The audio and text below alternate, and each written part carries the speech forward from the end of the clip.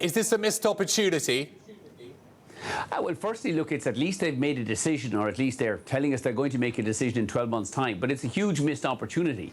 Allowing a Spanish-owned monopoly like Heathrow to waste 18 billion building one more runway in London that won't be delivered for 10 years and that will already be full when it opens is not a solution to the problem. We need 3 additional runways, one each at Heathrow, Gatwick and Stansted, and at least you put some competitive pressure on each airport to deliver an additional runway in a time and cost-efficient manner. What's going to happen today is Heathrow is going to blow 18 billion. They'll be into the regulator looking to increase airport fees to the Heathrow airlines, and airfares will rise very significantly to pay for this monopoly.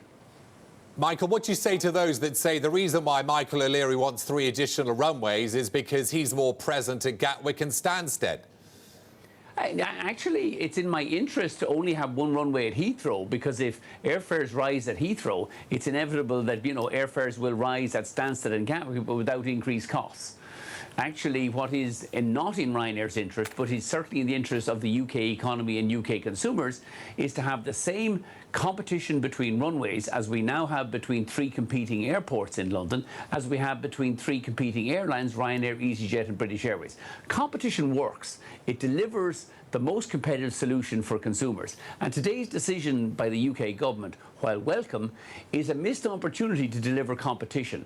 By the time Heathrow runway even opens in 2025 or in 2030, we'll already be looking for where's the next runway going to be. Today, we're calling on the government allow 3 new runways in London and solve this political problem for at least a couple of generations. Well, Michael, maybe the debate should be elsewhere. Do you anticipate that this will even actually happen? We've already had the resignation of one Tory MP. Look, losing one Tory MP is pretty much irrelevant. Look, the politicians have to kind of pander to their local constituencies. The point I've been making today is, Heathrow's been there for 80 years. There's absolutely nobody who lives in the flight path of Heathrow who didn't move in there when there was an international airport beside them. The fact is that aircraft are getting quieter, the engines, the emissions are being reduced, and also the aircraft don't fly through the night anymore. We're a better neighbour to consumers, but you can't have national infrastructure projects being held up by NIMBYs living adjacent to Heathrow or their local MPs. Let's just say that NIMBY is not in my backyard, right? How does Brexit change the equation, Michael? Do you anticipate more traffic or less traffic into London if some of the banks should move to, say, Dublin or Frankfurt? I mean, the reality is, Brexit hasn't changed the environment at all, because the runways in London are full. Yes. There's no capacity there, and they will remain full for at least 10 years until the Heathrow blows 18 billion building another runway. And even when that's open, it'll be full. So I think Brexit is a kind of a distraction, although, the people who campaigned for Brexit said, we'll be outward looking, we'll develop new facilities. If you really want to be outward looking in the southeast of the UK, you need not 1 but 3 runways. And you need competition between those competing airports to keep costs down and to keep airfares down. Michael, Amsterdam, Paris, often cited, more runways, adding more flights. Are we playing catch-up here? Yes, and we're playing catch-up from about 20 years deficit. And again, one more runway, which won't be delivered until 2025 or 2030, still won't be sufficient to catch up. We'll still be running behind Amsterdam, Paris and Frankfurt.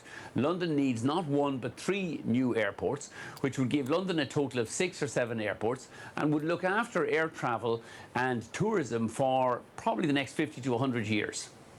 Michael, quickly, how is weaker sterling impacting Ryanair's business into next year? Obviously, you may not have seen the impact just yet.